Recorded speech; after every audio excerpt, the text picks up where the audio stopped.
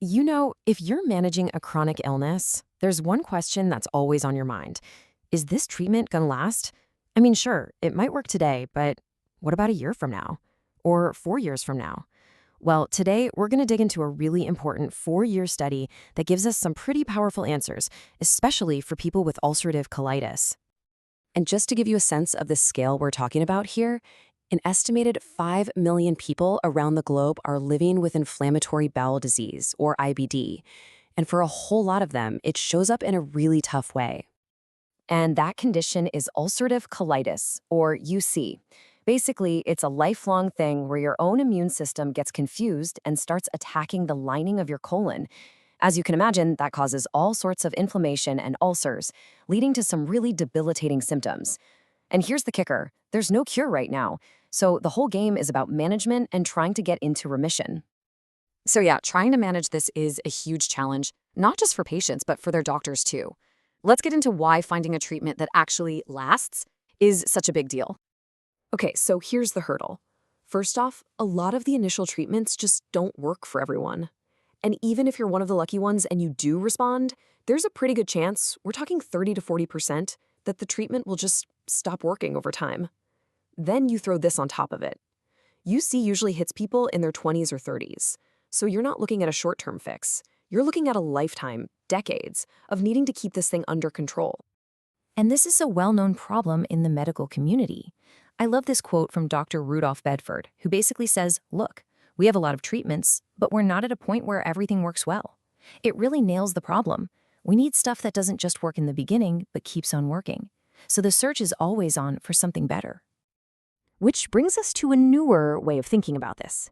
Researchers started looking for more targeted, almost surgical ways to get in there and shut down the inflammation that's causing all the trouble. And one of the key players in this new approach is a drug called Mirikizumab. You'll see it sold as Omvoh. What's cool about it is its strategy. It's super precise. It targets one very specific protein that's kind of like the master switch for inflammation in your gut. So, how exactly does it work?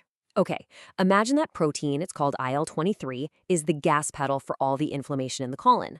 When it gets pushed, the inflammation just goes wild. What Omvoh does is it acts like a foot that comes in and gently eases off that gas pedal.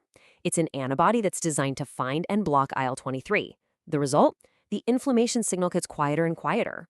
And the whole point of that is to finally give the lining of the bowel a chance to heal itself. And that's what makes the symptoms go away. But here's the million-dollar question, right? It's one thing for a drug to work for a few months, but can it last?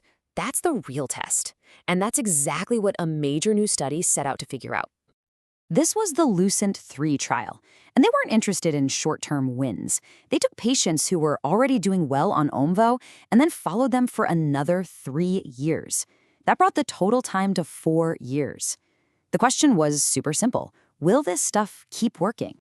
All right, so what did they find? Well, the results from this trial are a really big deal. They give us one of the best long-term looks we've ever had for this type of drug. The results were pretty incredible. Get this, of the patients who were already in remission after the first year, a whopping 78% of them were still in remission 4 years later.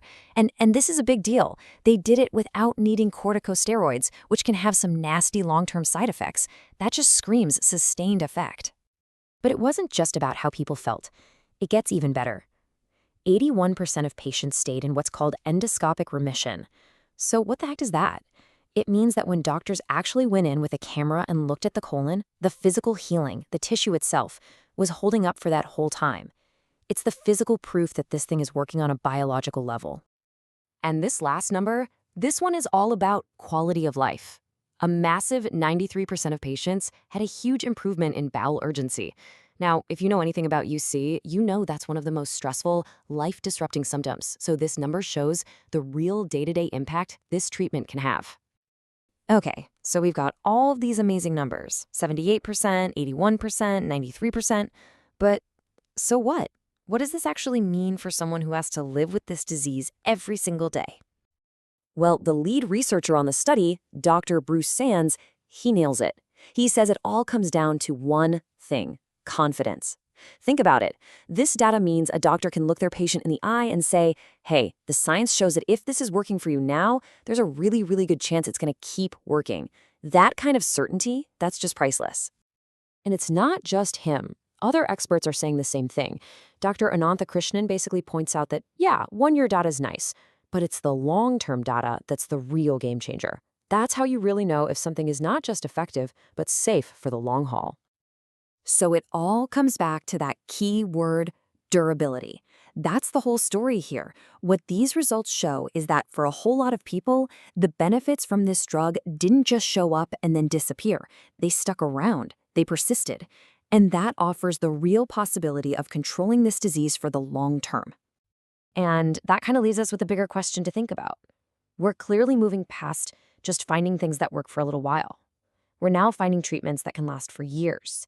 So, as we get better and better at making these durable treatments, what's next?